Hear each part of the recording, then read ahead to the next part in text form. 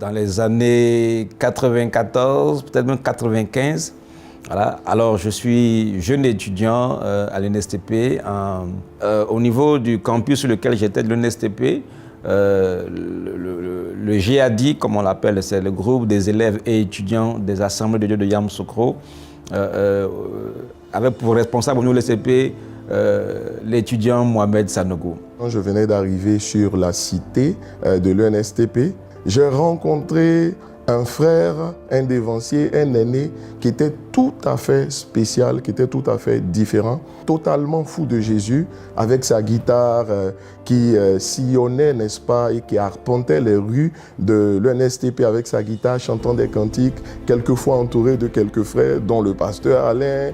Donc le campus était subdivisé en plusieurs, plusieurs groupes de résidences, et il va me confier justement la gestion, en tout cas la responsabilité d'un de ces groupes. Donc très tôt, il va se révéler pour moi comme un père spirituel qui va me coacher dans mes premiers pas, donner le fardeau de l'évangélisation. Je me souviens un jour comme ça, j'étais au basket, je m'essayais à quelques shoots. Il passait, je l'ai vu avec la guitare, avec son sourire, il m'a fait un signe de la main, il chantait un cantique. Comme il était bizarre en tout, il venait en dessous de mon immeuble et il jouait la guitare, genre Roméo et Juliette. Vraiment le truc pas conventionnel, quoi. Donc ma soeur et moi, on se mettait à la fenêtre et puis elle me disait, mais tiens, ton gars là, il est encore là à jouer sa guitare. Et pendant que moi, j'étais tellement fâchée, je me disais, mais c'est quoi ce gars? Il me fatigue. Elle me disait, ma chérie, fais attention, j'ai l'impression que celui-là, il a de l'avenir et tout. Pour la petite histoire, c'est moi qui lui ai appris à jouer la guitare. Voilà, c'est moi qui lui ai appris à jouer la guitare. Lui, je lui donnais les notes et puis il allait, il prend son temps, il parle en langue, il joue les mêmes notes là, il tourne les 3, 4, 5 notes. Avec juste ces notes là, il a commencé. Et puis il a commencé à faire les chants. C'était dans cette période-là qu'il a créé, qu'il a composé Persévérer. J'aimais l'onction qu'il y avait sur le papier au début, c'était l'évangéliste, c'était l'enseignant, c'était le chantre. Il y a des chants, le pasteur Mohamed, comme vous voulez les anecdotes. Moi, un chant, il ne me chante plus ça, je suis un peu malheureux. Il n'y a qu'un seul chemin qui mène à Dieu. Toi, tu dois connaître ce chant-là. C'est Jésus-Christ, il n'y a qu'un seul chemin qui mène à Dieu, c'est Jésus-Christ. Quand le jour où Mohamed a chanté ce chant-là, j'ai cru que j'étais arrivé au paradis. Ce jour-là, ça m'a touché, mais ça m'a tellement touché que j'ai décidé ce jour-là, au-delà du fait qu'il soit mon responsable, je lui ai dit, je veux te suivre et je l'ai suivi jusqu'à aujourd'hui. C'était le contact de ma vie, de ma destinée, je veux dire, en termes de ministère, en termes de marche avec Christ, parce que j'avais déjà commencé mes premiers pas dans le Seigneur, à peine quelques mois que je m'étais converti. J'avais commencé à aller dans une cellule de quartier. Et celui qui m'avait annoncé l'évangile, en fait, participait déjà, allait déjà à la cellule. C'est le frère Memel Hob, qui lui-même avait été évangélisé par son grand frère, qui lui-même avait été en contact avec pasteur Mohamed au niveau de l'INSET. Donc je suis le fruit, en fait, de ces semences, de son travail qu'il faisait au niveau de l'UNSTP à l'époque. Et donc, naturellement, il m'invite à la cellule où il participe et c'est le coup de foudre spirituel, on va dire, avec ce qui est devenu après le ministère Message de Vie et les églises Vase d'Honneur. Pour faire des grandes choses, il faut vraiment être anormal. Dieu travaille avec des personnes qui ne sont pas conventionnelles, qui ne sont pas normales. Et lui, justement, dès le départ, il n'était juste pas normal. C'était le gars qui priait trop, qui parlait trop de Dieu, qui, en fait, avec lui, tout était en superlatif, tout était trop. À un moment donné, je me rappelle un peu de la manière dont la cellule de prière a démarré même ici à la maison. Un jour, il y a Tanti Nicole, l'évangéliste, qui l'a vu prêcher dans un endroit, enfin, je crois que c'était avec Kakou Séverin. Et donc, en 1996, il me dit « Ah, Tanti, je suis invité à prêcher dans une église. Est-ce que tu veux bien venir ?» Je dis, mais oui, pourquoi pas? Et donc, je suis partie. Et l'orateur du jour a été annoncé, c'était Mohamed, il a commencé, il a prêché. Après est venu le temps de ministère, donc il a prié pour des malades, il y a eu des manifestations et tout. Et puis, quand je suis arrivée, donc chez les parents, je les tourais, puis je leur ai raconté ça. Je dis, ah bon?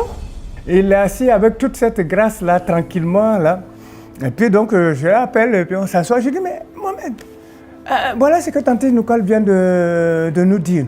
Pendant ce temps, nous, on se débat ici, on est en train de s'arracher les cheveux. Tu as toute cette grève, partage avec nous. Et dit, lui, il ne pourrait pas savoir que ça peut nous intéresser, quoi. Ce qu'il enseigne, ce qu'il... J'ai dit, mais tu fais comme si tu ne me connais pas. Ça nous intéresse. On était d'accord pour le ministère, mais on ne parlait pas d'église. Mais à la suite de notre première grande campagne qui s'est déroulée en 2001 à Issia, le pasteur a décidé, sous l'inspiration divine, d'avoir sa propre base, donc sa propre église. L'idée de formaliser en fait l'église, la création de l'église, qui va s'appeler Vase d'honneur par la suite, est venue. Je lui ai dit, mais attention Mohamed, tu es en train de dévier. J'ai dit, mais ce n'est pas ça ton appel. Dieu ne t'a pas appelé à créer une église, mais plutôt à aller prêcher la parole de Dieu. Je voyais tout ce pan que nous sommes en train de voir aujourd'hui par la grâce de Dieu avec message de vie tomber à l'eau. Donc je lui ai dit, non, moi je ne suis pas d'accord avec toi, tu es en train de dévier. On se disait que le pasteur est en train de sortir de la vision. La vision c'était l'évangélisation, pas d'église. Voilà que maintenant il nous amène à faire une église. On a une réunion, on a discuté, c'était une discussion âpre. Mais le pasteur a su, avec beaucoup de patience, réduire même les irréductibles ou bien les plus réfractaires à l'idée de l'Église, voilà, et a su nous convaincre et nous montrer le bien fondé, l'importance. Je crois qu'une des grandes choses qu'on peut relever chez Mohamed, c'est son intimité avec Dieu. Quand M. Koulibaly a décidé de donner la maison, moi je suis de ceux qui disaient à Mohamed, ok, le monsieur me semblait vraiment sincère, mais moi-même me dit non, tonton, je ne sens pas. Non, je ne sens pas. Et quand il a décidé qu'on quitte, il n'en a pas fait, c'est-à-dire un autre se serait lamenté, aurait cherché peut-être des moyens de le ramener à la raison pour lui dire, tu avais fait une promesse, il faut... Non, Mohamed a accepté de déménager. Et on est passé de 150, 175 à déjà près de 900 membres à l'Hôtel Ivoire. Je me rappelle encore de ces tout premiers engagements, parce qu'on devait refaire la dalle, c'était tout un budget, c'était les premiers, au tout début de certains chiffres, parce que quand on avait fait le devis, ça tournait autour de 3 millions et quelques, je crois. Et donc pour nous, petit groupe, on se disait, waouh, il fallait sortir les sous pour pouvoir le faire.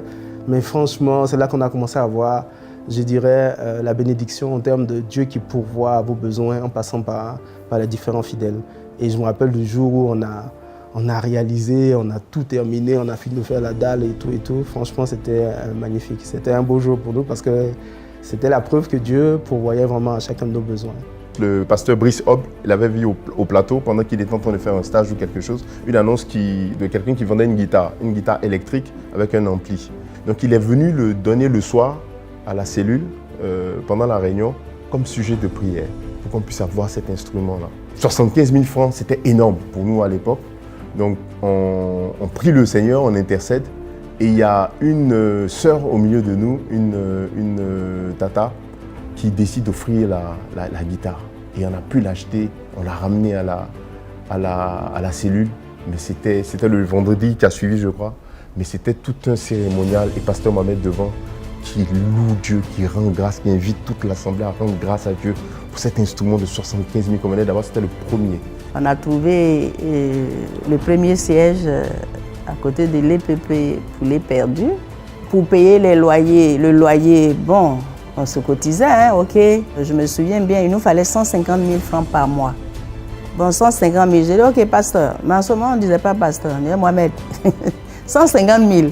Ok, 10 personnes donnent 15 000, ça fait les 150 000. Ou bien 15 personnes, c'est comme ça on faisait pour payer.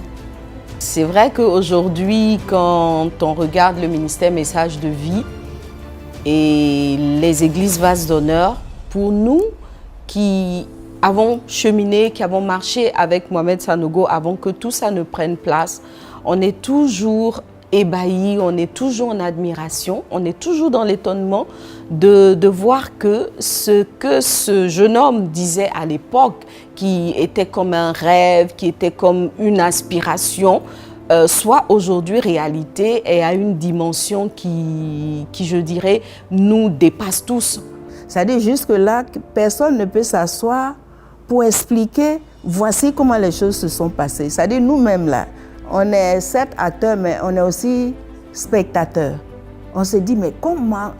C'est-à-dire on est là, on dit, mais comment ça s'est passé? Qu'est-ce qui s'est passé? Quand je regarde le pasteur Mohamed, ce que je retiens de fondamental, c'est le cœur. Vous allez me faire crier « Ouh !» parce que il n'y a pas plus... Non, moi, je ne sais pas s'il y a plus rêveur que lui. Ah, justement, non, il n'arrête pas de rêver.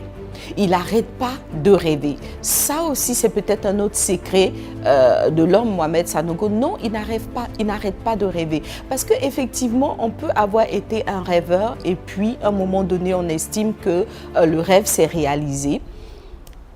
Mais lui, en fait, je crois que chaque jour, il rêve.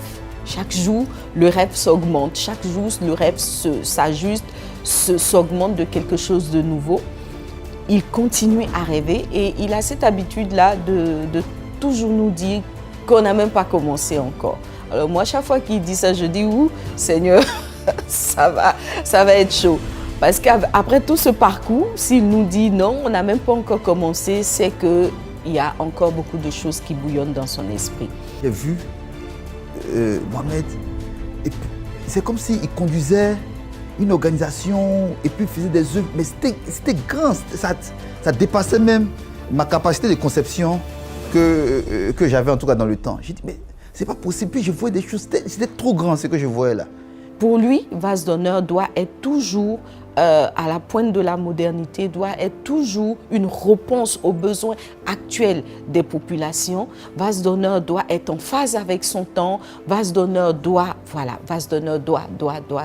Et ça, c'est à travers des rêves, c'est à travers des visions. En tout cas, moi, je n'ai pas été surpris. Parce que tout ce qu'on voit aujourd'hui là, ce sont des choses dont il me parlait avant.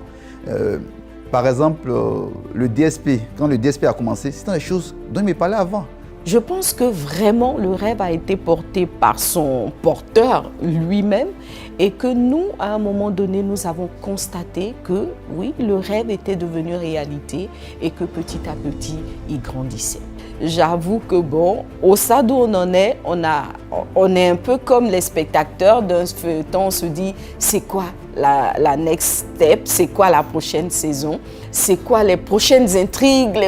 Voilà, on a juste envie de voir jusqu'où le Seigneur va aller avec cet homme-là.